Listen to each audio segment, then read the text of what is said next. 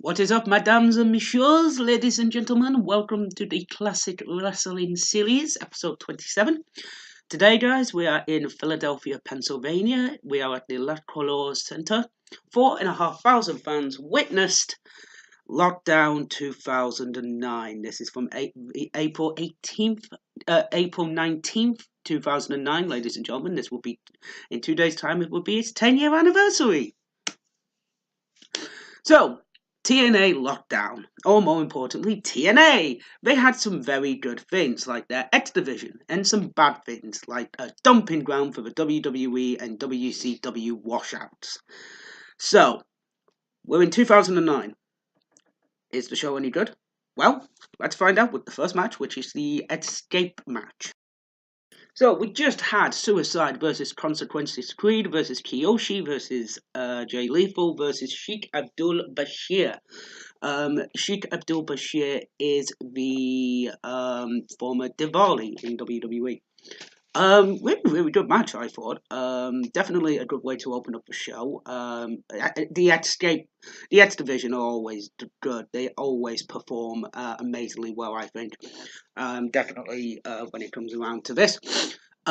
Suicide, I mean, this is a video game character based on, this is a character based on the video game, which is weird. What was going through TNA's mind? So, what's the next match? We'll find out. So we just had ODB versus Daphne versus Madison Rayne versus Sojourner Bolt. This was bad. I don't like ODB. I don't like Madison Rayne around this time. I don't like Sojourner Bolt. The only decent one who can wrestle is Daphne, and she doesn't have enough time to shine in this match. Coney Dina outside pissed me off. Coney Dina is basically just this hillbilly redneck who now TNA have re-signed. Why? You idiots.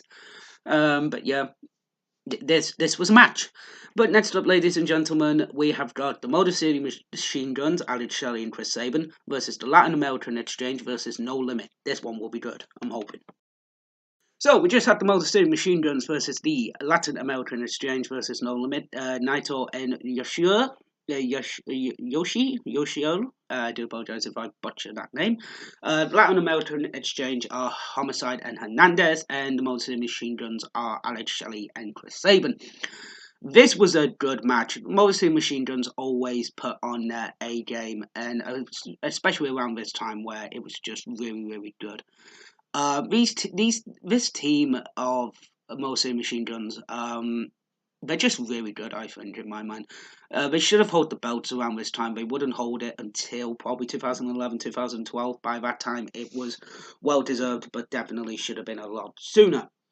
Next up, Matt Morgan versus Abyss in a Doomsday Chamber of Blood match.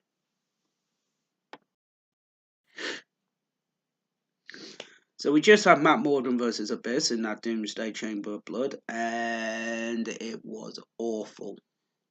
I don't like Matt Morgan. I can barely stand Abyss. He just reminds me of a dollar store knockoff version of Kane.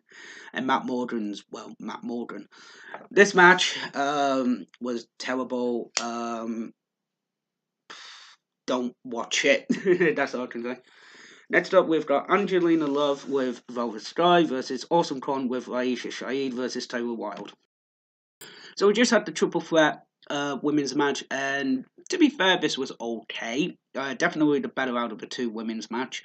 Velvet Sky is okay in the match. Awesome Kong is okay as well. Taylor Wilde is good. Not the best match in the world, but it was okay for this match.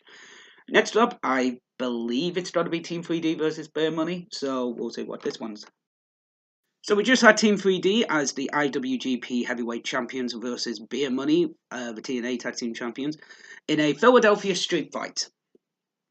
Okay, the whole purpose of this show, ladies and gentlemen, is every single match takes place inside the cage. The cage is locked.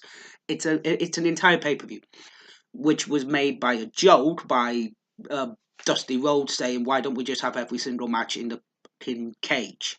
No joke. So when something like this happens, it's like, well, it kind of defeats the purpose of having the cage. But no, this was an okay street fight. Definitely, definitely a good street fight. Team 3D get the win, so they're the new tag team champs, and next it's the Lethal Lockdown match. So we just had Team Jarrett, which is AJ Styles, Christopher Daniels, Jeff Jarrett, and Samoa Joe, taking on Team Angle, better known as the Main Event Mafia, with Booker T, Kevin Nash, Kurt Angle, and Scott Steiner. This one was a hard-hitting match. Probably around this time, Jeff Jarrett and Karen Angle were having their affair, I think it was. Around this time, sooner or later they would be found out, and Jeff would take an absence for the infidelity. But to be fair, as a match, this was okay. Dissension between Team Jarrett and cohesive unit between Team Angle was okay. Again, nothing really of note. I mean, AJ Styles normally posted out the bag for this type of match, and he just didn't. I don't know why. Bar the one spot with the cage, and he basically just falls through the cage. That looked like it hurt a bunch because he went face first into the cage. That was pretty brutal.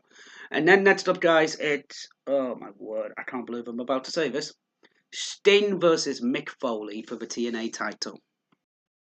So we've just had Mick Foley versus Sting for the TNA title. Why on God's green earth do we have Mick Foley and Sting on a main event in 2009?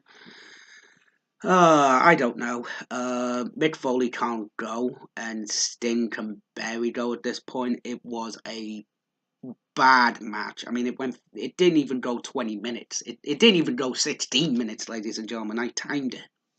Went about 15 minutes, 54 seconds or something stupid like that. This was just awful.